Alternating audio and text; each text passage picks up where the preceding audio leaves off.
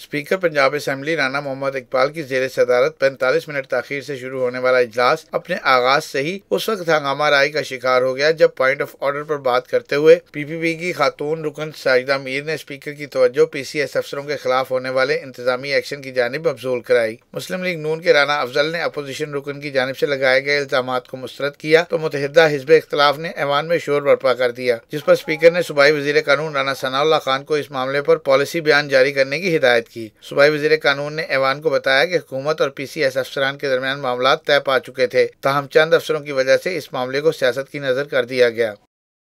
जनाब स्पीकर, इनका सबसे अहम मसला ये था कि हमारा बैकलॉग हुआ है और ये जो प्रमोशन बोर्ड है इसकी मीटिंग्स नहीं होती और इसलिए हमारे साथ जो है वो ज्यादती हो रही है।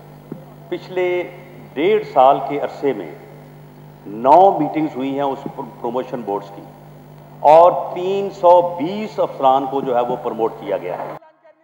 पीसीएस अफसरों पर बहस का सिलसिला अभी थमा ही था कि हुकूमती इत्तेहाद और मुत्तहिदा मजलिस अमल के अली हैदर नूर न्याजी ने रेमंड डेविस की रिहाई पर ऐवान से वॉकआउट कर दिया और काफ लीग के पार्लिमानी लीडर चौधरी ज़हीरुद्दीन ने रेमंड के मामले पर सूबाई महकमा प्रोसिक्यूशन की कारकर्दगी पर शदीद तनकीद की। काफ लीग के ही आमिर सुल्तान चीमा ने इल्जाम आयद किया कि रेमंड की रिहाई के लिए अदा की जाने वाली दियत की रकम लाहौर की ताजिर बरादरी से इकट्ठी की गई। इसी दौरान पीपल्स पार्टी की खातून रुकन उस्मा बुखारी बोलने लगी तो मुस्लिम लीग नून की खवातीन ने कहा कि उस्मा बुखारी के वालिद रेमंड डेविस के वकील थे। इसके बाद दोनों जानिब से इल्जामात का तबादला शुरू हुआ और फिर कान पड़ी आवाज भी सुनाई न दी। ऐवान इस नारे से गूंजता रहा कि रेमंड का जो यार है वो पाकिस्तान का गद्दार है।